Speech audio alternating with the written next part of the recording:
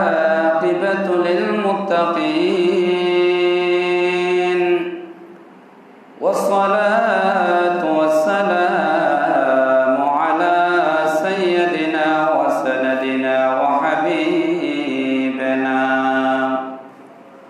وطبيبنا وطبيب قلوبنا محمد صلى الله عليه وسلم وعلى آله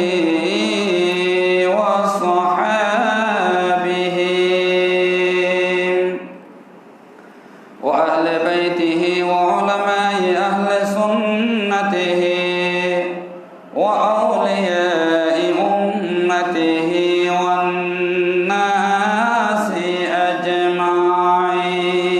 أجمعين أما بعد فقد قال الله تعالى في كلامه المجيد وفرقانه الحميد أعوذ بالله من الشيطان الرجيم بسم الله الرحمن الرحيم إنا أنزلناه قرآنا عربيا لعلكم تعقلون صدق الله مولانا العظيم وصدق رسوله النبي الحبيب الكريم ونحن على ذلك لمن الشاهدين والشاكرين والحمد لله رب العالمين ربي صل وسلم وبارك عليه قال الله تعالى في شان حبيبه آمرا ومخبرا إن الله وملائكته يصلون على النبي يا أيها الذين آمنوا صلوا عليه وسلموا تسليما صلى الله على سيدنا محمد اللهم صل على مولانا محمد وعلى آله يا رسول الله حبيبي خالق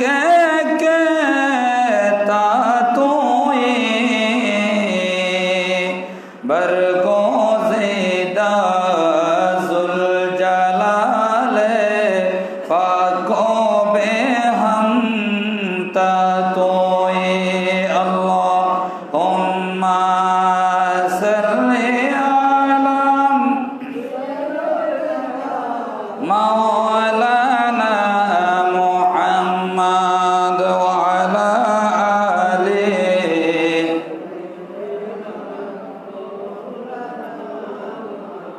अम्मे ज़ादा शाहे मर्दां हज़रत शेर खुदा फ़ख्र फ़रज़ंद बनी आदम सफ़ीउल्लाह तोए अल्लाहुम्मा सल्ली अला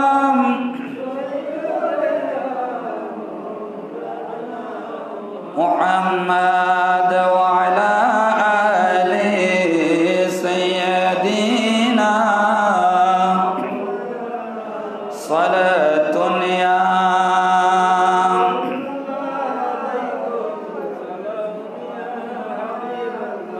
حبیب خدا ہے ہنسی ہے محمد نبی مصطفیٰ ہے امی ہے محمد صلاة یا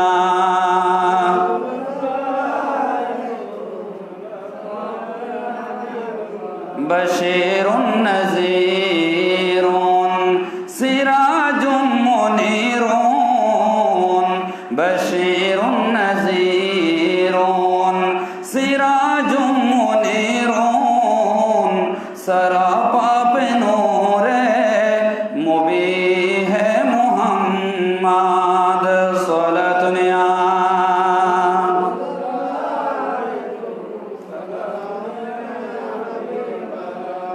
جس کا کوئی سان نہیں وہ نبی ہمارا ہے جس کا کوئی سان نہیں وہ نبی ہمارا ہے مصطفیٰ کی عظمت کا مصطفیٰ کی عظمت کا خود ہے نا کنارہ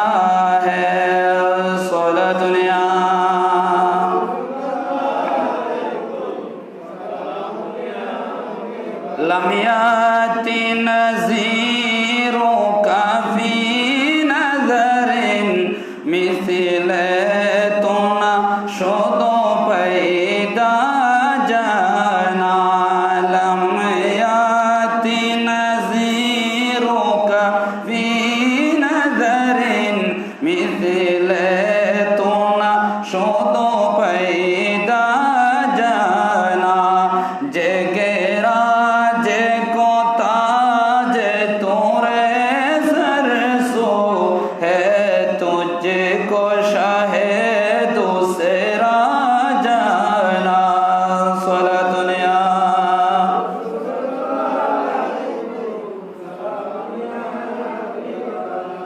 উপস্থিত শ্রদ্ধাভাজন মুসল্লিয়ান ইকরাম দূর দূরান্ত থেকে আগত মেহমান বিন্দু মাইকের আওয়াজ যতদূর পর্যন্ত শোনা যাচ্ছে পর্দানসীন মা ও বোনেরা অনলাইনের মাধ্যমে দেশে ও প্রবাসে যে যেখান থেকে পবিত্র জুমাতুল বিদার এবং পবিত্র লাইলাতুল কদরের দিনের যে আলোচনা শুনতে পাচ্ছেন সবাইকে সালাম জানাই আসসালামু আলাইকুম ওয়া রাহমাতুল্লাহি ওয়া বারাকাতুহু। যে মহান মুনি পরওয়ারদিগার আলম আল্লাহ জাল্লা শানুহু পবিত্র জুমার নামাজ আদায়ের জন্য বিভিন্ন কাজকর্ম ফেলে মসজিদে আসার বসার তৌফিক দান করেছেন সেই মহান আল্লাহ তাআলার দরবারে শুকরিয়া আদায় করে সবাই বলুন আলহামদুলিল্লাহ। এতক্ষণ পর্যন্ত আকায়ে নামদার তাজদারে মদিনা তারানাওয়ালা নবী বাচ্চানাওয়ালা নবীর হায়াতুন নবীর উপর কয়েকবার দরুদের নজরানা পেশ করার জন্য আল্লাহ পাক আমাদেরকে হায়াত দিলেন সেই মহান রব্বুল আলামিনের দরবারে শুকরিয়া আদায় করে সবাই বলুন আলহামদুলিল্লাহ।